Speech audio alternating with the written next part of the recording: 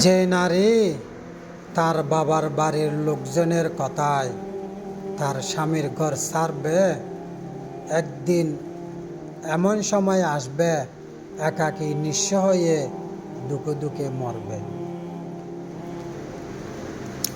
আমার দেশের অনেক মহিলা এমন রয়েছে যারা তার বাবার বাড়ির মার বুদ্ধিতে অনেক সময় তার গুছানো সাজানো সুন্দর সংসারটা স্বামীর কথার অবাধ্য হয়ে জীবনটা নষ্ট করে দেয়।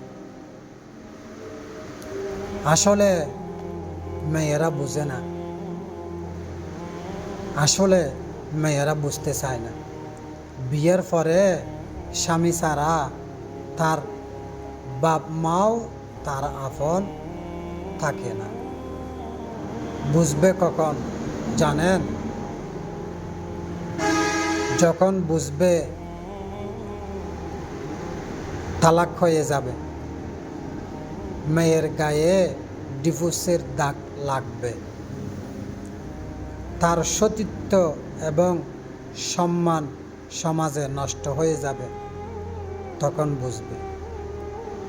তখন বুঝে তো বোন আর কোনো কাজ নাই। বোন, অনুরোধ করব, স্বামীর অবাধ্য হওয়া ভালো না। স্বামীর অবাধ্য হলে ভালো কিছু বয়ে আনতে পারে না। স্বামী যতই খারাপ হোক না কেন, তোমাকে তো খারাপ পরামর্শ দিবে না। স্বামীকে বোন ভালোবাসা দিয়ে, মায়া মমতা দিয়ে কাছে আনতে হয়, শিখতে হয়।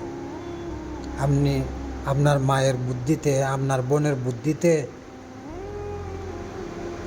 ঘর ছাড়বেন, ভাঙবেন, এটার ফলাফল কেউ ভালো করে বুক করতে পারে না। এটা মনে রাখেন। আমার কথা না ভাই,